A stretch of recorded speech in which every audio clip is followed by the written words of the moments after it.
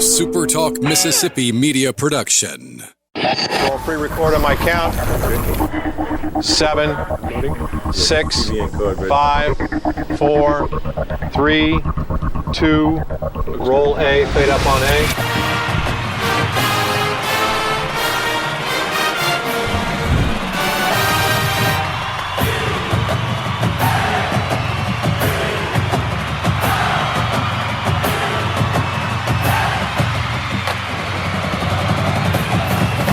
Southern Miss to the top.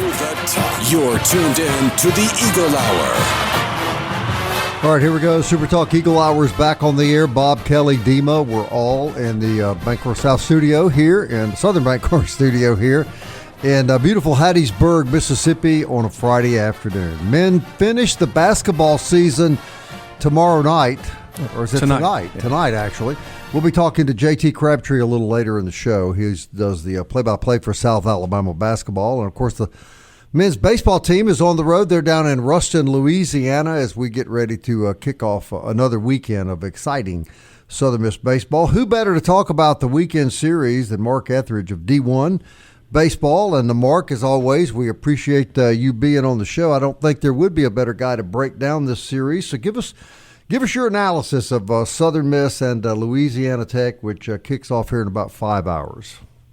Yeah, good to talk to you guys again. I think the Southern Miss is just off to such a good start, right? I mean, it's been a challenging schedule. It's been kind of one of those things where Oz wanted to challenge his team, right? And when you have an older position group, and there's certainly some older guys on the mound, but that gave him some confidence, and I just felt like, just talking with him over the course of the leading up to the season, that he was really bullish on how good they were going to be, and that matters when you're building a schedule. I mean, to go out and you go out to Texas and play in Oregon State, bring in Santa Barbara, and you got all these tough midweek games, coming in.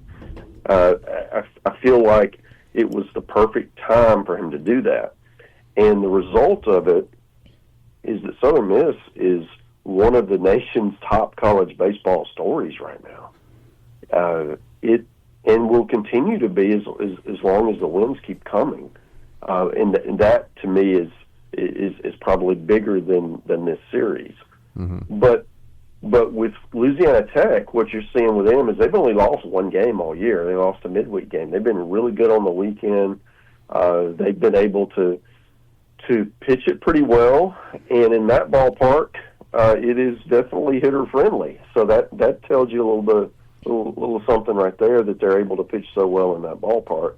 But they're going to hit. They always hit. Lane Burroughs has done a great job there, and will continue to. He's always one of the names that come up every time some big job opens, and he's been able to really turn Louisiana Tech into a perennial regional contender. They don't always make it, but it's certainly a program that folks like us really respect.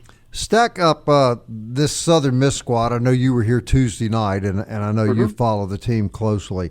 The pitching staff that Louisiana Tech will face tonight and this weekend, have they faced this caliber of staff so far this year? No, not even close. So, and that's the thing about with what Southern Miss has this year on the mound. You really like the rotation with Colby Allen, with Graydon Harris, and McCarty English, in the third game. I think that's a pretty talented group. But where I really focus is just how many options there are after those guys. Mm-hmm. We can run through some names here, but just having is probably 10 to 12 more pitchers that he can legitimately go to. And I don't know that all of those guys are going to continue to get prominent roles. You kind of do that early in the year where you give opportunities and you see who's able to take advantage of them. But that's the difference for me. Southern Miss has been a developmental program, and in today's age, it's really hard to do that because kids can transfer at will. So if you don't play the first year, a lot of times you don't stick around. So in order for what Southern Miss has been able to do and to keep that continuity within the staff, and the kids are not leaving for the most part. Everybody loses some, but there's been so much stability with this program, and specifically, he's been able to go out and get pitchers that might not be ready out of the gate, but you develop them and you work with them, and it lends to more depth, and that's something that, I mean, when I look at Southern Miss right now, I really like their pitching depth. That's probably what stands out to me. I mean, we can look at the offensive numbers and the good hitters in the lineup, and they're there. But that is, I guess, just table stakes. You have to have that. I think the difference in this team, this version, 2026 version, compared to some of the other ones, are just how many different arms that they've got, and that'll be exciting just to see how those roles change and evolve over the course of the season. It's definitely reminds me, Mark, of the 2022 staff that Ostrander has, and it's something that he compares to it a lot, where had so many arms in that staff. But you were there Tuesday night, and you saw some of those freshman guys come out, and Southern Miss does a thing where all the freshmen shave their heads, right? That's just what they do. It's just something they've done for so many years now. And I kind of compared those freshman arms to like clones coming out, right? They all kind of look exactly the same, and they're all throwing strikes. And I kind of said earlier on another show that Ostrander has like a clone army back there, and he can just put in the next one. It's going to do the exact same thing the last one just did. Well, I think that just goes to show the development, right? That they can come in and immediately contribute, because you don't see a whole lot of freshman pitchers come in and have prominent roles. Maybe you have one, maybe you have two, but there's a group of these guys, and that to me is really exciting, not just for this year, but going forward. You keep that group together, and oh boy, this could be a really good staff for a long time. So, I think the other part is adding Gunnar Leger to the staff, as another pitching voice. That takes some confidence, right? If you're really for Oz or for Leger, so to come in and have to share that responsibility. A lot of guys, hey, it's one voice, it's my way or the highway, and that's not what we see here. They're complementing each other and able to use their strengths in order to help develop this pitching staff.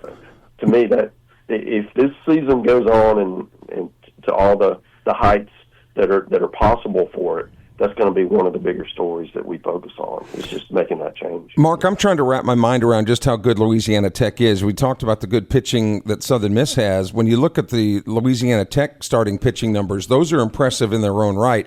But Ohio State, they beat Ohio State, and of course everybody thinks of Ohio State football. But how good is the Big Ten Baseball's conference? Not good. No. How good is the Big Ten conference overall in baseball? Well, I mean, UCLA is really good. They're about to play Tennessee in a little bit. But those are good. Pac-10 teams. We all know that. Yeah, right. Those are the class of the league. The USC, throw them in there. Of the traditional Big Ten teams, they're off to a better start. Michigan had some success. Nebraska had some success. Michigan State won a series at Louisville. So you're seeing some of that. With Ohio State, they were just dreadful last year. Justin Hare came in his first year. He had been at Campbell, where they'd been successful, and came in and they really took it on the chin. It was a surprise. They played a challenging schedule, and it didn't work out. Well, they're playing another challenging schedule this year, and of course, La Tech was part of that, and the Bulldogs shut them out. So I don't know that really Louisiana Tech has seen anything like they're going to see this weekend. But that's also exciting for them because they don't need a whole lot of encouragement to get up for Southern Miss, and now with all of the attention that people like us are giving the Golden Eagles, now it's a target, right? Now you can make a name for yourself with a good weekend. That's exactly what I was about to say. I think Southern Miss has a big target on its back everywhere it goes these days.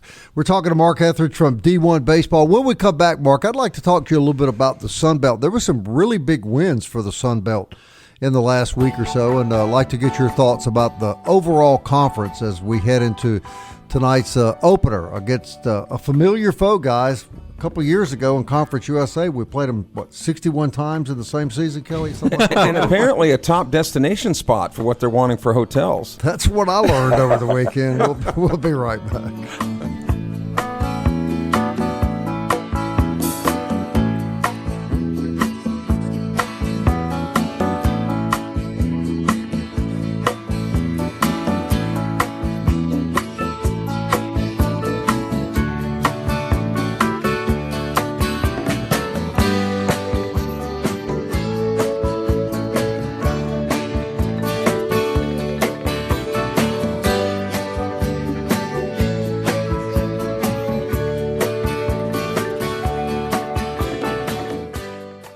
Big news from Robinson Electric Supply in Laurel. We've moved. You'll now find us directly behind our old building, right by Sawmill Animal Hospital. We're still your trusted electrical distributor, carrying everything from conduit to tape. And don't forget our full line of Milwaukee tools. Whether you're a contractor or a DIY pro, stop by the new Robinson Electric Supply at 1222 West 6th Street and see what's lighting up Laurel. Robinson Electric Supply. New location, same trusted service.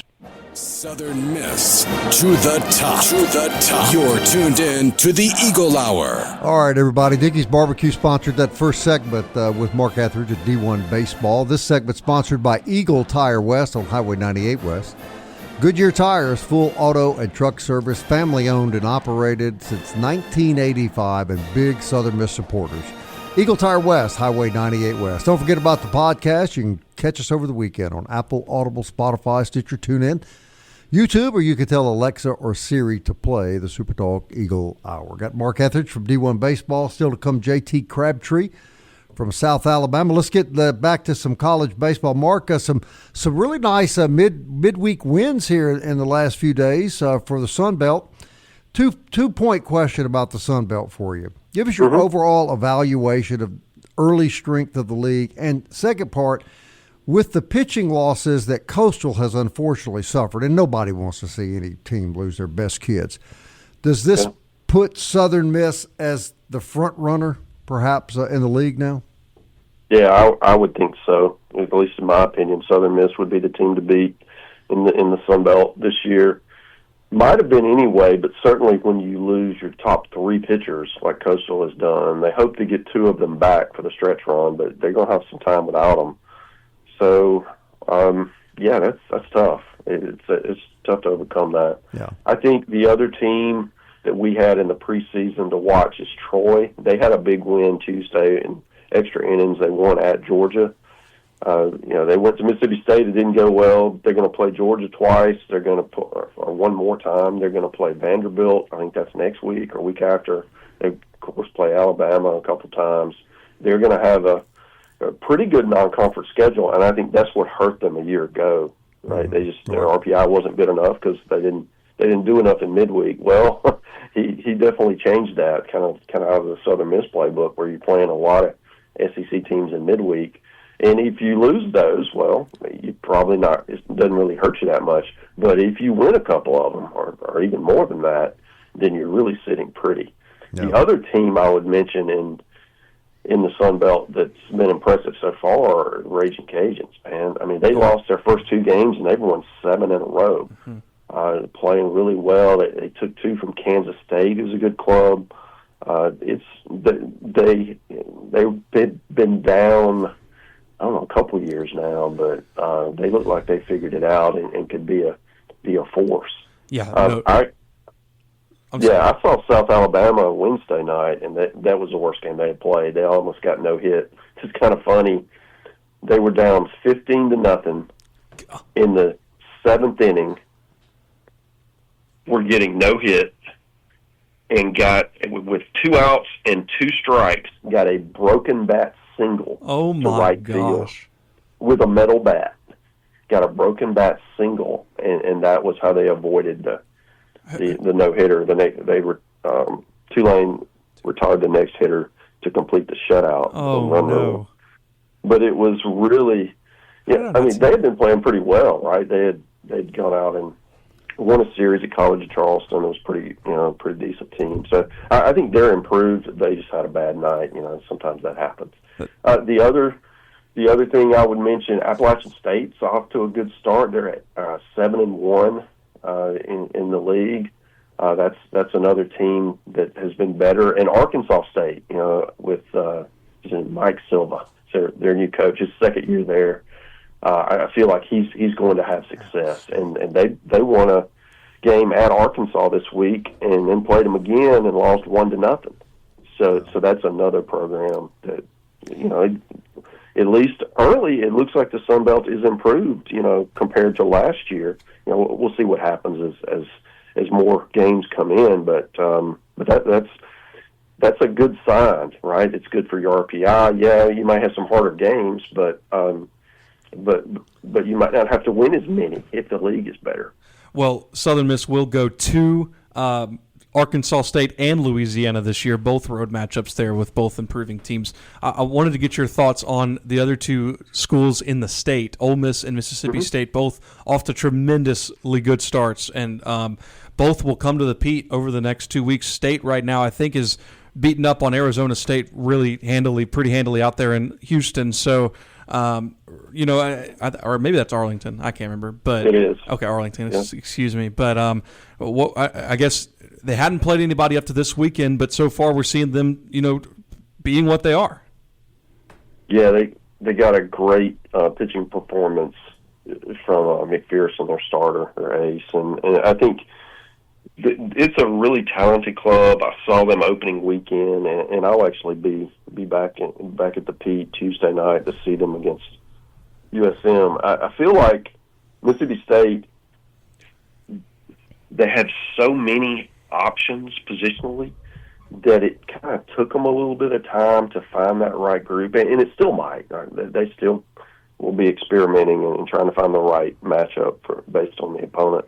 But it's an embarrassment of riches positionally, and I think they're one of the best teams in the country. They will play UCLA, who's number 1 in the nation, to play them on Sunday, which might be based on rankings, the game of the weekend, certainly, or maybe even the whole preseason. I mean, those are two highly ranked teams, super talented. So that'll be a lot of fun. I think you mentioned Ole Miss, and they're out in Houston this weekend. They've got a really, really challenging schedule as well coming up. They're going to play Coastal Carolina on Sunday, which is that's a tough one, but maybe not as tough as it was, before the injuries. So it'll be and I know they come to Hattiesburg in 2 weeks, so that'll be another. Great atmosphere, I'm sure, another packed house, and probably another highly ranked team, because you have to figure Ole Miss is going to take care of business until that point. Now, Mark, Louisiana, you mentioned, has lost only 2 games. Is one of them to McNeese? I don't think so. Because it seems like McNeese is beating everybody else. Nobody wants to play McNeese. Yeah, they've beaten LSU, and they've got another quality win against La Tech. And that's where I wanted to go with La Tech. When La Tech ultimately joins the Sun Belt Conference, how far does that move the needle as far as upgrading the quality in the overall conference? In 2040. They're going to jump right into the top tier. The Sun Belt. The Sun Belt, They're right up there with Coastal and Southern and Troy and Louisiana. They're going to be in that group. But how will the addition of La Tech upgrade the overall conference as far as, I think everybody thinks that SEC is the strongest one, but national standings. Yeah, national standings. ACC pretty good. Yeah, I mean, it helps. I would, if I had to rank them right now, I would say it's SEC, ACC, Big 12, Big 10, then Sun Belt, and that could, based on how the traditional Big 10 teams, how much they commit to the sport, because a lot of them don't. But there are some that do, and those are really good programs. I think the Sun Belt, adding La Tech, will narrow that gap a little bit, and in some years maybe they're even, or perhaps even surpass them. I do think that the Sun Belt as a whole is more committed to baseball because they can compete. They can compete nationally. We saw that with Coastal last year. And maybe in football it's more challenging to compete for a title, or even in basketball. But in baseball, I mean, there's demonstrated success. And I feel like that's an easier sell to your administration when you're trying to decide how to divvy up those funds that may, hey, we have a chance to be relevant nationally in college baseball. Let's go all in there. And I think you're going to see more and more teams in the Sun Belt do that. Mark, we really appreciate your willingness to come on our show. We're going to invite you back a lot over the next couple of months if you'll come. And that was great putting a face to your name Tuesday night.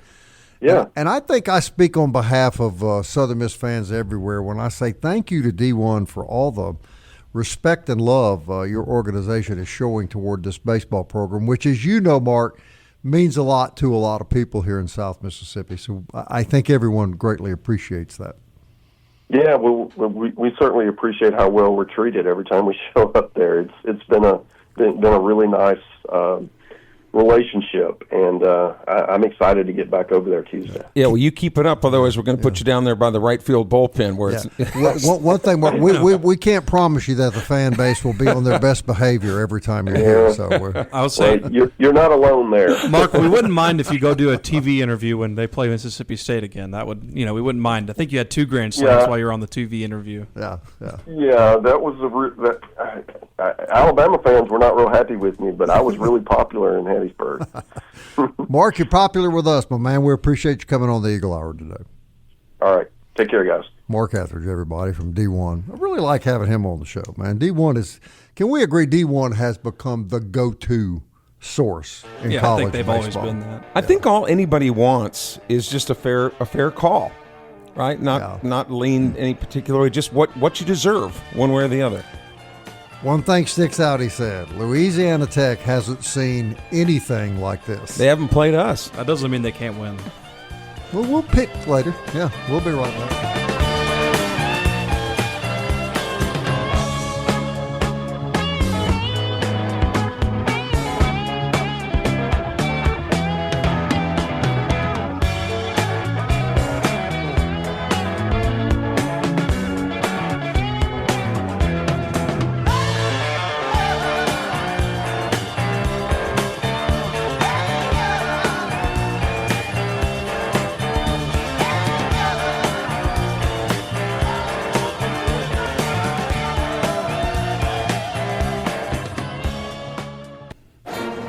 Eagle Hour. Southern Miss to the top.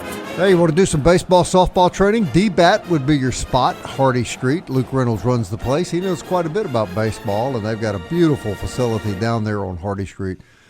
Kids of every age, baseball, softball training, adults of every age for any sport that you particularly like. Forest Healthcare, we certainly thank them for their support of our program, and they remind everyone that it's really important to take care of yourself. You are the most important player on your team. It's a new year. Go get a physical. Eat right, exercise, get off to a good start in 2026. Make your health as good as it can be. Forest Health can help you with expert medical care closer to home. ForestHealth.org. And Kelly, I just got confirmation that I believe next Wednesday the CEO of Forest Health is going to be on the show, who was also a big-time Golden Eagle baseball player. He was a great baseball player, Jeff Cook. And see, baseball players have brains, too. Right. I mean, when the baseball career ends, they've got brains they use as well. He was really good, though, wasn't he? He sure was. Yeah. SuperTalk Eagle Hour podcast, you can hear it anytime on Apple, Audible, Spotify, Stitcher, TuneIn, YouTube, Alexa, or Siri will play it for you. JT Crabtree does the play-by-play for South Alabama. You've probably heard of them before if you're a Southern Miss fan. And the sentence usually begins with, "We lost again to." Yeah, we've heard about South Alabama. And they're doing really good in basketball. They got an opportunity to really finish the year strong, get a really good seeding in the tournament. Southern Miss stands in their way. They play tomorrow. And, JT, what are the Golden Eagles going to be up against? Because clearly South Alabama has a lot to play for. Well, we play tonight. First off, we play tonight at 7:30. Yeah, I'm sorry, my mistake. And we've got still a lot on the line here. You know, a win means 22 wins overall in the season. A win also guarantees at least a share of the regular season title for us for back-to-back seasons. And a win also guarantees we can finish no worse than fourth for the seeding if it comes down to tiebreakers for the Sun Belt Conference tournament next week. So definitely a lot on the line, and want to finish out the season strong and keep that momentum rolling when we get to Pensacola. What do the Jaguars do particularly well, JT, and what are some things that have caused problems for them if they've had any this basketball season? Well, the main thing is for us is defense. We are one of the best defenses in the country right now, and what's been fun about it is it's a little bit of an unorthodox defense. We strictly play zone. We don't play a single possession of man-to-man. It's sometimes a 2-3 zone. Sometimes it's a 1-3-1. Sometimes it's a 1-4. It just kind of depends on how you look at it and the angle you're looking at it that day. It's a tough defense. We don't allow much inside the paints. The kind of thing that we really predicate ourselves on defensively is that we're going to let you shoot threes. Now, we're going to contest them as best we can, but we're going to let you shoot threes, and the percentages say, you know, if you knock down, say you attempt 14 threes in a ball game, which is what we average right now, is opponents attempting 40 threes a game. If we let you shoot 40 of them, even if you hit 15 of those threes, that's only 45 points. And if we keep you around, say, 15 points in the paints per game, that's high for us. Our average per game is around 12, but let's say 15. That's 60 points per game. And then we foul fewer than any other team in the country, and we allow around 8 made free throws per contest. You're only looking at 68 points per game you're giving up. And so the zone has worked. It's our second year of exclusively running zone. Again, it's a little unorthodox, but it's working, and that's what these teams are known for here at South. Yeah, I was afraid you were going to say that. I was afraid you were going to say all those things. Coach Riley, one of the deans of coaches in the Sun Belt. Jay Lander's been around a while too. How would you describe the way that Coach Richie Riley has navigated the transfer portal, JT? He was actually really on the forefront of it before the actual true portal kind of became a thing. Before he came to South Alabama, he was at Nichols, and he was really good in his 2 years there of using the transfers the way that you should as a smaller school. You go to these big schools, find these guys that aren't playing, say, hey, you know, you might not be playing at LSU, but you could be pretty dang good at Nichols. And so that's what he brought over here to South Alabama. Now, this is season 8, and obviously things are different now with the portal and NIL and whatnot. And so the days of getting the Power 4 kickback kids without having substantial cash to do it are gone. And so with us not having the largest resources available in terms of NIL and rev share, Richie Riley has instead gone the opposite direction and gone to the NAIA level and the D2s and finding those guys that have had success at the lower levels and bringing them up. And what's been fun about this group this season in particular is that all these guys had success at their lower levels. I'll use Chase Harris as the first example, our point guard. He leads the Sun Belt Conference in points per game. He's got a pretty good shot of being Conference Player of the Year. He's a 6'6" guard that doesn't shoot threes, but he was an NAIA All-American. He won everywhere he's been at the lower levels, and he wanted an opportunity to prove that he could play at this level. And so that's what we've kind of built our roster on is Chase Harris is a guy who was overlooked by all the big schools. Adam Olson is a Canadian who no one had ever heard of, and he's 3 3-pointers away from breaking our single-season record.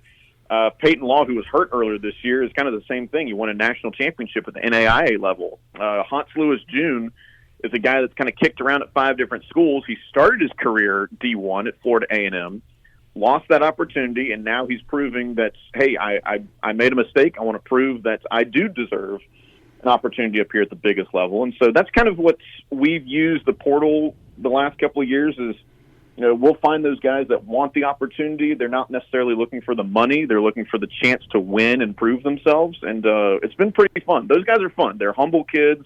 And again, they want to prove themselves, and they've done a pretty good job of it so far. JT, I guess how would you rate the overall Sun Belt basketball this season? I know last season, wasn't great, but this year, so much parity at the top of the standings where, like you said, even if you win, you still might finish 4th, which is, obviously a great finish, but that's just a testament to how much parity is at the top of the standings. If you had to give an overall grade of the Sun Belt basketball this year, what would you say? Well, there was pretty good parity last year because we finished in a 4-way tie at the top, and I don't think the conference as a whole this year is necessarily as talented as it was a year ago.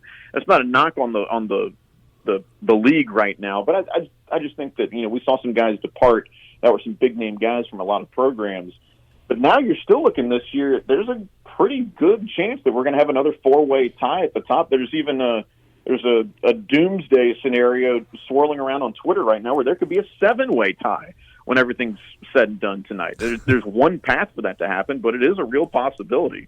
I think the Sun Belt's in a good spot. It's still a one-bid league right now, and it's tough to move away from that, especially the way that scheduling parameters are and the way that P4s schedule things with Q1s and Q4s and everything. But I think the league is in a good spot, and when you look ahead now with Texas State departing after this season and Louisiana Tech joining either next year or the year after, they bring their basketball history over too. And so I think the conference is in a good spot when it comes to basketball. I've seen so many various people around the country talking about Sun Belt basketball than they ever have over the last couple of years. So that's exciting. That's good from a branding standpoint. And, a lot of folks are talking about that potential 7-way tie, but even if it's a 4-way tie, I think any 4 of those teams at the top of the league could easily walk away with it. Any of those teams in the top 7 could walk away with it from Pensacola. And so I think the parity is in a pretty good spot here in the league. But I think sometimes that's bad for the conference because you don't have that one stud team.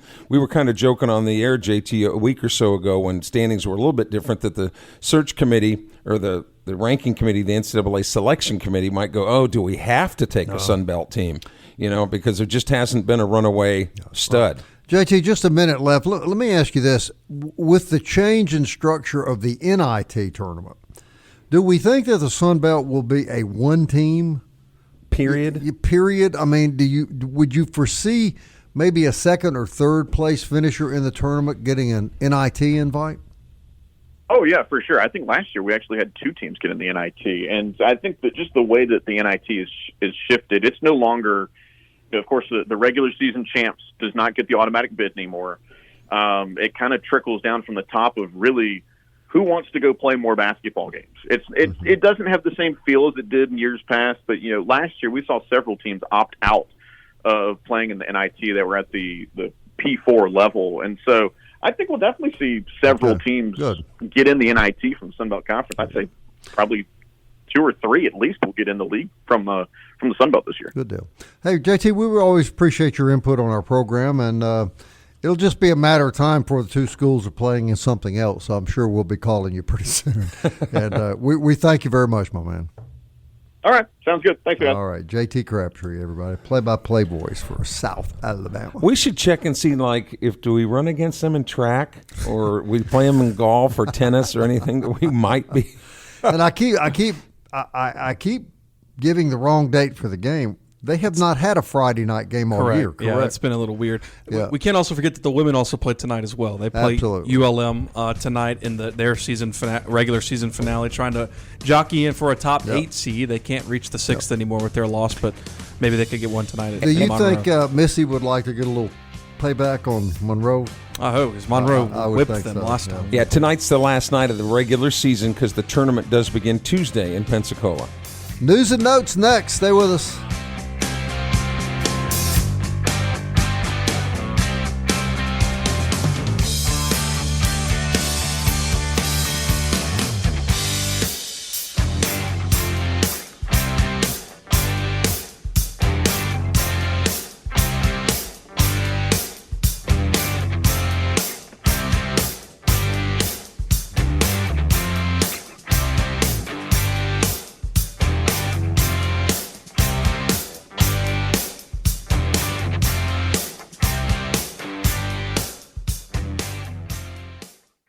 Big news from Robinson Electric Supply in Laurel. We've moved. You'll now find us directly behind our old building, right by Sawmill Animal Hospital. We're still your trusted electrical distributor, carrying everything from conduit to tape. And don't forget our full line of Milwaukee tools. Whether you're a contractor or a DIY pro, stop by the new Robinson Electric Supply at 1222 West 6th Street and see what's lighting up Laurel. Robinson Electric Supply. New location, same trusted service.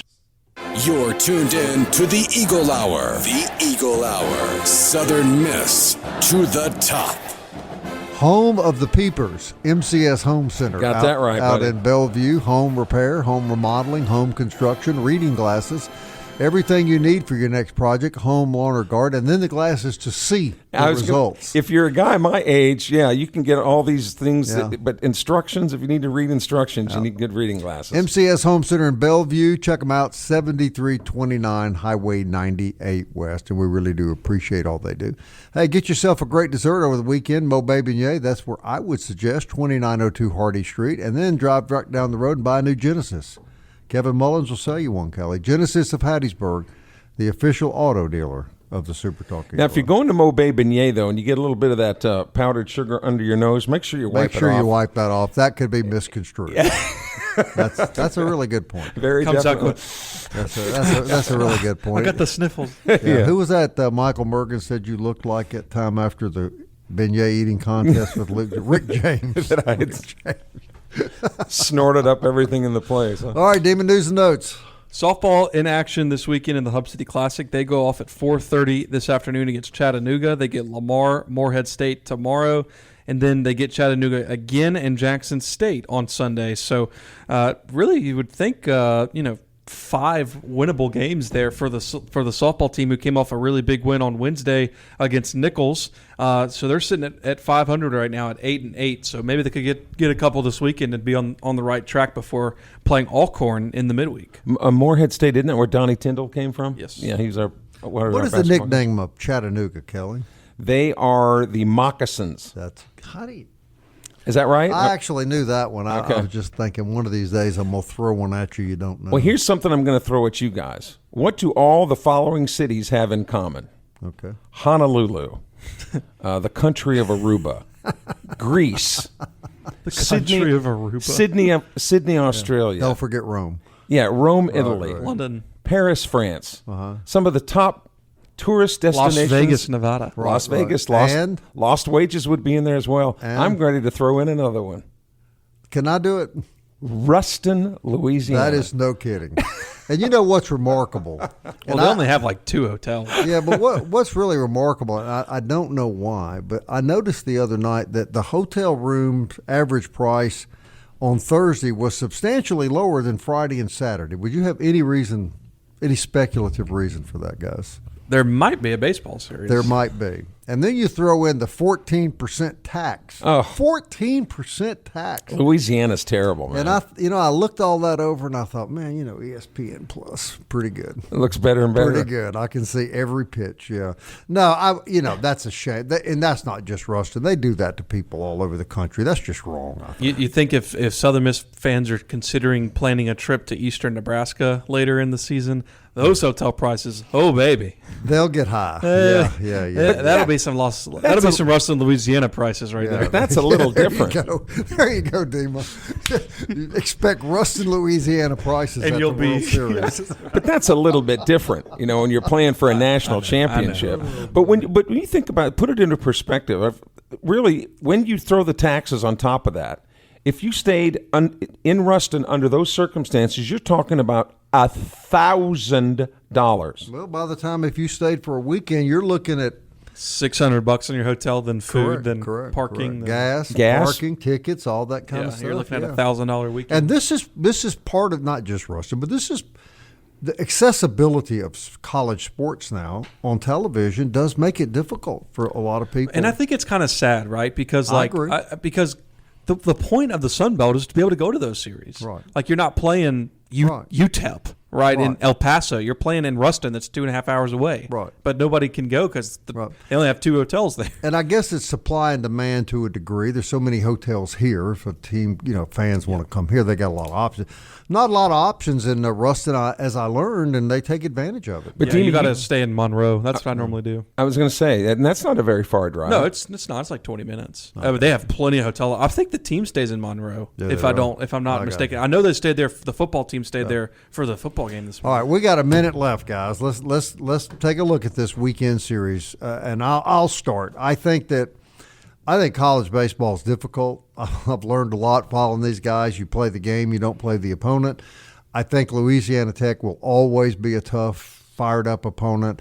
I think what Mark Etheridge said is right. They have not seen a team quite like this. I like the Eagles to win the series 2-1. I'll pull out the broom. I was tempted to pull out the broom last weekend and didn't do it, so I'm going to do it today. I think they sweep the Bulldogs. Dima? Yeah, I think Louisiana Tech's a really good team, and I think at their home stadium, they have a lot to play for. Just feels like they're. It's so hard to pick against Southern Miss in their arms, though. So I'm going 2 out of 3 the Golden Eagles, but the Louisiana Tech can definitely win the series. Yeah, and what worries me a little bit too is the starting Sunday pitching. That we haven't seen. Sweeping on the road is really hard. Number one, yeah. But I think they can do it. Southern Miss is talented enough to do it. There's no question.